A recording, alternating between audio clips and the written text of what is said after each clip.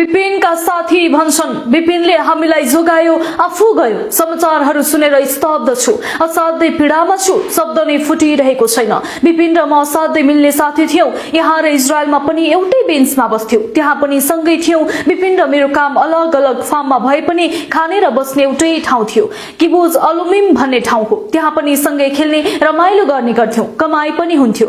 2 दिन अघि फुटबल मैदानमा बसेर हामी दुईजनाले भविष्यका मिठा मिठा सपनाहरू बुन्दै गफिएका थियौं। हिजोसम्म त विपिन जीवितै होलान् भन्ने आशा र प्रार्थना थियो।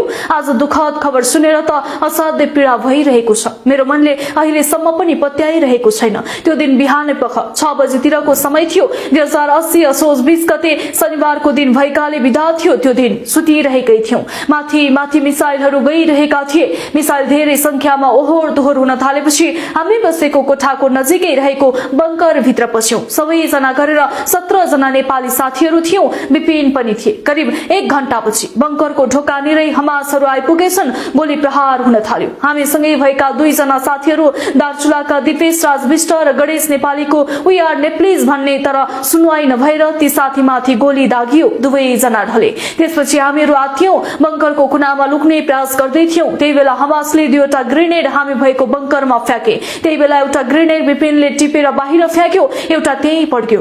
म सहित 5 जना सक्त घाइते भयौं। त्यसबेलासम्म विपिन घाइते भएका थिएनन्। त्यसपछि विपिन लगायत घाइते नभएका 10 जनालाई प्रहरी आएर अर्को बंकरमा लिएर गए। हामी घाइतेहरू मध्ये म घिस्रेर कोठाभित्र खाटमुनि लुकेर बसे। त्यसबेलासम्म 9 बजेको थियो। प्रहरीले विपिन जोशी लगायत 10 जनालाई लिएर गएपछि मेरो पनि कसैसँग केही सम्पर्क भएन। पछि प्रहरीमाथि पनि हमला भएको सुने। त्यस क्रममा प्रहरीले उनीहरूलाई बंकरमै छाडेर छिन्न भिन्न भएछन्। 10 जना मध्ये विपिन बेपत्ता भए। अन्य आशिष चौधरी, राजन फुलरा, प्रदेश भण्डारी, पदम थापा र राजेश कुमार स्वर्णकार सहित 5 जनाको मृत्यु भयो। वीरेन्द्र चौधरी, हिमाञ्चल कटेल, प्रवीण डागी र प्रमोद केसी 4 जना भने सकुशल रहेछन्। प्रमोद केसी नेपाल फर्केर हाल क्यानाडामा छन्। वीरेन्द्र, हिमाञ्चल, प्रवीण इजरायलमै अहिले पनि अध्ययनरत छन्। म भने फर्किन।